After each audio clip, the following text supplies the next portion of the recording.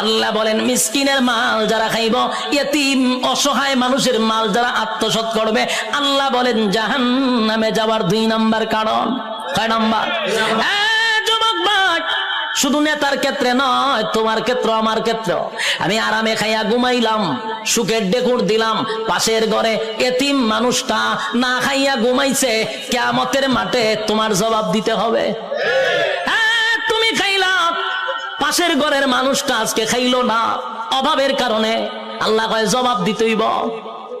তাই 2 নাম্বার কারণ হলো গরিব অসহায় মানুষের পাশে না দাঁড়ানোর কারণে।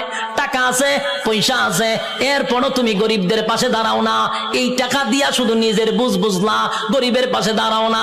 আল্লাহর কসম, জাহান্নামে যাওয়ার 2 নাম্বার কারণ। আল্লাহ বলবেন সিংহায় ফু মার, যেই মাত্র আরেকবার ফু দিবে, ওই শেষের ফুয়ে প্রত্যেকটা মানুষের বডির ভিতরে আল্লাহ আবার রূহ দিবে। মাটির থেকে আবার রূহ পাইয়া মানুষগুলি মাটি গঠন হবে, আবার পুনরায় বডি গঠন হবে।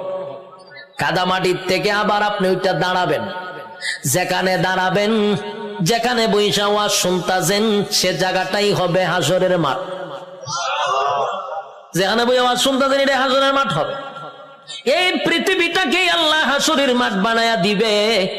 কিন্তু এখনকার পৃথিবী আর তখনকার পৃথিবী একরকম নয় রে।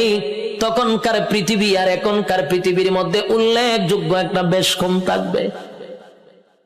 এখন তো কত উঁচু উঁচু বাড়ি আছে, পাহাড় আছে, সাগর আছে, নদী আছে, তখন কিছুই থাকবে না, সমতল একটা মাঠের মতো। মানুষ সেখান থেকে এটা দাঁড়াবে। আর বিজ্ঞানী বলেন, মানুষকে আমি কেন দাঁড় করাবো জানো নি? দুনিয়ার জমিনে পরীক্ষা দিছিলি, আমি আল্লাহ সেটার রেজাল্ট তোর হাতে ধরায়া দিব। মানুষ গিয়া জমা হবে হাসরের মাঠে, কেউ পানি পান করবে, কেউ কলিজা পাটা পিপাসা লইয়া হাসরের মাঠে দাঁড়ায়া থাকবে। একদিন নয় রে, 2 দিন নয়, 50,000 বছর দাঁড়ায়া থাকতে হবে। সাধারণ কথা না, সাধারণ কথা না। পানির পিপাসায় জিহ্বা কুকুরের মতো বাহির হবে। আল্লাহর পয়গম্বর বরকতে হাত দিয়ে কাউকে পানি পান করাবে, আর কেউ পানি না পান করে হাসরের মাঠে দাঁড়ায়া থাকতে হবে। 50,000 বছর বাড়ির কাছে না, সূর্যের তাপে মানুষের মাথার মগজগুলি গলে গলে পড়বে, জিহ্বাটাও বাহির হবে। এই অবস্থায় যে কত হাজার বছর মানুষগুলি একটা সময় বিরক্ত হইয়া চিৎকার দিবে আর বলবে, মালিক রে, জান্নাতে দেও না হয় জাহান্নামেই দেও, হাসরের মাঠে আর ভালো লাগে না, সেখান থেকে আমাদেরকে সরায়া দাও। আদম নবীর থেকে লইয়া ঈসা রূহুল্লাহ পর্যন্ত মানুষ সবার কাছেই যাবে একটু আল্লাহর কাছে সুপারিশ করার জন্য। আদম নবীও বলবে ইয়া রাব্বি নাফসি, ইব্রাহিম আলাইহিস সালাতু ওয়াস সালাম বলবে ইয়া রাব্বি নাফসি, নূহ পয়গম্বর বলবে ইয়া রাব্বি নাফসি, মুসা নবী বলবে ইয়া রাব্বি নাফসি। এইভাবে 1,02,24,000 পয়গম্বর ইয়া ঈসা আলাইহিস সালাতু ওয়াস সালাম পর্যন্ত সবাই একটা কথা বলবে, ইয়া রাব্বি নাফসি। আমার কি উপায় হবে? আজকে আল্লাহর সামনে কথা বলার সাহস কোন নবীর হবে না। কথা বুঝতেছেন আমার? আল্লাহ এত রাগান্বিত। এই যুবক ভাই, আলোচনার শুরুতেই বলেছিলাম আল্লাহর নাম রহমান, দয়া মায়া বেশি, কিন্তু আল্লাহর গজব আমরা এখনো দেখি নাই। সেটা হাসরের মাঠে দেখব।